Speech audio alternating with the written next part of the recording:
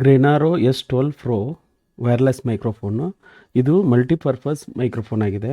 ಇದನ್ನ ನಾವು mobile phone, DSLR camera, computer ಮತ್ತು ಲ್ಯಾಪ್ಟಾಪ್ದಲ್ಲಿ ಬಳಸಬಹುದಾಗಿದೆ.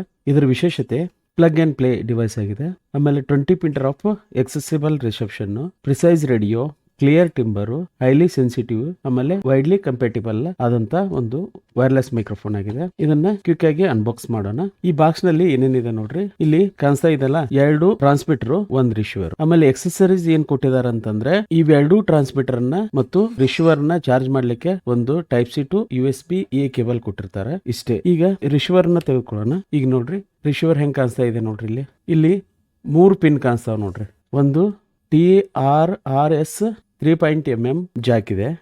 ಆಮೇಲೆ ಟೈಪ್ ಸಿ ಇದೆ. ಆಮೇಲೆ ಲೈಟ್ನಿಂಗ್ ಪೋರ್ಟ್ ಇದೆ. ಟೈಪ್ ಸಿ ಅನ್ನ ಬಳಸ್ಕೊಂಡು ನಾವು ಏನ್ ಮಾಡ್ಕೋಬಹುದು, ಮೊಬೈಲಿಗೆ ಕನೆಕ್ಟ್ ಮಾಡಬಹುದು. ಇದನ್ನ ಲೈಟ್ನಿಂಗ್ ಪೋರ್ಟ್ ಅನ್ನ ಬಳಸ್ಕೊಂಡು ಐಫೋನಿಗೆ, ಆಮೇಲೆ ಇದನ್ನ DSLR ಜಾಕ್ ಇದೆಯಲ್ಲ, ಈ ಜಾಕ್ ಸಹಾಯದಿಂದ ನಾವು DSLR ಕ್ಯಾಮ್ರಾ, ಕಂಪ್ಯೂಟರು, ಲ್ಯಾಪ್ಟಾಪಿಗೆ ಕನೆಕ್ಟ್ ಮಾಡ್ಕೋಬಹುದು. ಆಮೇಲೆ ಇಲ್ಲಿ ಒಂದು ಟೈಪ್ ಸಿ ಪೋರ್ಟ್ ಇದೆ. ಇದನ್ನ ಎದಕ್ಕೆ ಬಳಸ್ತೀವಿ ಅಂತಂದ್ರೆ ಈ ಡಿವೈಸ್ ರಿಸೀವರ್ ನ ಚಾರ್ಜ್ ಮಾಡ್ಲಿಕ್ಕೆ.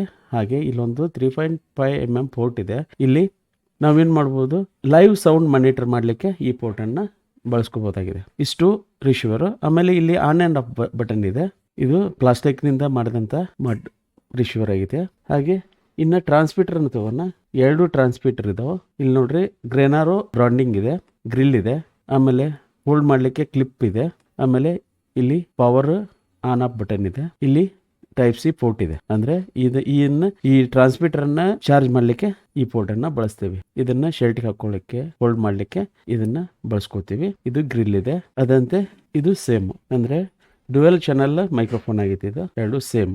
ಈಗ ನಾವೇನ್ ಮಾಡೋಣ, ಈಗ ಮೊಬೈಲ್ ಫೋನಿಗೆ ಕನೆಕ್ಟ್ ಮಾಡಿ ಇದರ ಆಡಿಯೋನ ಟೆಸ್ಟ್ ಮಾಡೋಣ. ಈಗ ಯಾವಾಗ್ಲೂ ನಾವು ನೆನ್ಪಿಡ್ಬೇಕು ಏನಂತಂದ್ರೆ, ಮೊಬೈಲಿಗೆ ಕನೆಕ್ಟ್ ಮಾಡ್ಲಿಕ್ಕೆ ಇಲ್ಲಿ ಜಾಕ್ ಇದೆಯಲ್ಲ, ಅದು ಯಾವುದು ಏನಾಗಿರ್ಬೇಕು ಅಂದ್ರೆ TRRS ಜಾಕ್ ಆಗಿರ್ಬೇಕು.